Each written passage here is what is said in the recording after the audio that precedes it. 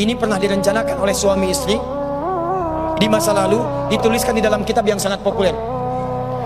Persoalannya, begitu ibunya mengandung, istrinya mengandung, lahir anaknya usia 2 tahun, maaf, mereka punya rencana, anak ini insya Allah kita akan didik jadi lebih baik, keluarga kita lebih baik, anak ini akan jadi ulama. Qadarullah usia 2 tahun ayahnya meninggal.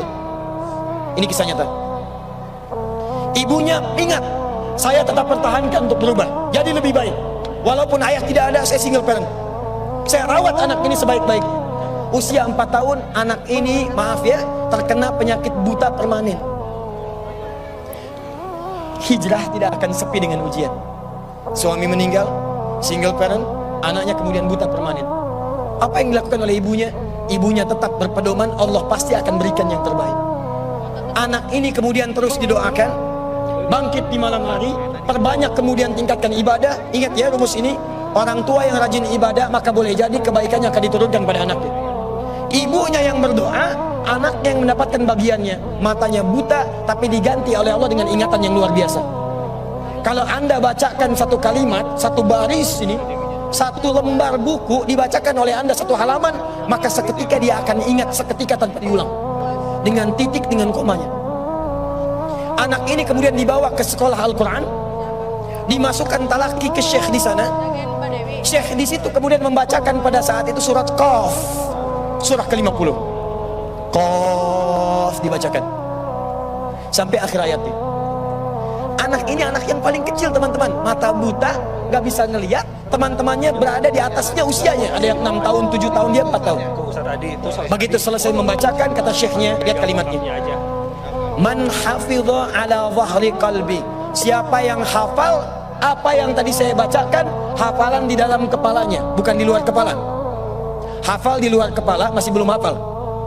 Kata syekhnya, hafal di dalam kepalanya. Tiba-tiba saat semuanya diam menyimpan tangannya begini, anak yang buta tadi mengangkat tangannya mengatakan, hafidtu ala zahri qalbi, saya sudah hafal. Syekhnya penasaran, kata syekhnya, bagaimana? Diambil anaknya ke depan, diminta baca, Masya Allah, bacaannya bukan hanya hafal, makhrajnya, sifat hurufnya, tajwidnya, semua mirip dengan syekhnya. Kata syekhnya, minal an tadrusul hadis, dari sejak sekarang ananda mesti belajar hadis. Pulang ke rumahnya, diantar oleh asisten rumah tangga ibu tadi. Begitu nyampe di rumahnya, wajahnya gembira, mengatakan pada ibunya, ummi, ummi, ummi, ummi, ibu, ibu, ibu, tadi saya dipuji oleh saya begini, ada kejadian begini, saya seperti ini. Kata anak ini, minal an uridul hadis, ma, sekarang saya pengen belajar hadis. Kata ibunya, ya bunayya iktafi bil Quran, anakku sayang, kamu punya keterbatasan, supaya kamu nggak capek sekarang Quran dulu, baru setelah itu hadis.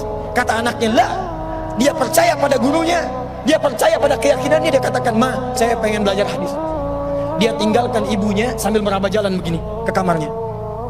Perhatikan baik-baik, begitu ibunya melihat, ingat kemudian dengan suaminya, ingat tentang rencana mereka, ingat tentang mereka punya rencana masuk surga bersama-sama. Teman-teman, ibunya langsung masuk ke dalam kamar, dia bentangkan sajadahnya di mihrabnya, dia salat 2 rakaat, dia bermohon kepada Allah. Saat sujud itulah dia tumpahkan segala keinginannya. Perhatikan kalimatnya, rahasianya ada di Quran surah ke-17 ayat 110 sampai dengan 111, paling kanan sebelah atas. Ya Allah yal basir, yalladzi ala kulli syai'in qadir, a'id basiratabni.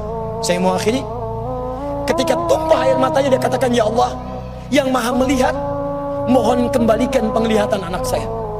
Yal basir, yalladzi ala kulli syai'in qadir, a'id basiratabni. Begitu mengatakan kalimat itu, capek ketiduran. Kemudian pada saat itulah anaknya sedang mengulang surat Qaf di kamarnya. Begitu ibunya mengatakan yal basir, anaknya sampai pada ayat ke-22, laqad kunta fi ghaflatin min hadza fakashafna 'anka ghita'aka wa basaruka al-yawma hadid. Ibunya menyebut yal basir, anaknya sampai di ayat wa basaruka al-yawma hadid. Dulu pandanganmu tertutup, sekarang kami akan buka, kamu akan melihat setelah ini dengan setajam-tajamnya. Ayat ini sebetulnya kemuliaan akhirat, tapi diturunkan mendapatkan kemuliaan dunia. Tiba-tiba setelah baca ayat ini, ibunya berdoa, bersamaan kalimatnya, tiba-tiba terbuka pandangannya. Anak ini bisa melihat kembali. Saking kagetnya dia lompat, dia kejar ibunya. Ummi, ummi, ummi, laqad ra'ait. Ma, saya bisa lihat lagi. Ma, saya bisa lihat lagi. Ibunya kaget kemudian terbangun. Dia peluk anaknya, dia katakan, nah, mungkin kamu melihat bukan dengan hatimu, kamu melihat bukan dengan matamu. Rubbama ra'aita biqalbik laisa bi'aini. Mungkin bukan matamu tapi hatimu. Kata anaknya, Ma, saya melihat dengan mata saya. Ini mama pakai baju ini, di sekitar kita ada benda-benda ini. Allahu Akbar. Ibunya kemudian yakin anak itu bisa melihat. Dipeluklah anaknya, keduanya kemudian menangis. Dan ibunya sejak saat itu yakin bahwa anak ini punya kemuliaan besar di masa depan. Maka disekolahkanlah kemudian tempat-tempat terbaik, belajar hadis terbaik, diingat segalanya, cepat luar biasa. Anak ini kemudian dikenal dengan luar biasa di masa depan. Nama anak ini adalah Muhammad. Bapaknya yang meninggal namanya Ismail, kakeknya namanya Ibrahim, kakek buyutnya Al-Mughirah, eyang buyutnya Al-Bardizbah, tinggal di kecamatan Ju'fah, di Kabupaten Bukhara, Provinsi Khorasan, negara Uzbekistan sekarang. Kelak di kemudian hari, dia dikenal dengan nama daerahnya Bukhara, dengan Al-Bukhari. Itulah kisah Imam Al-Bukhari.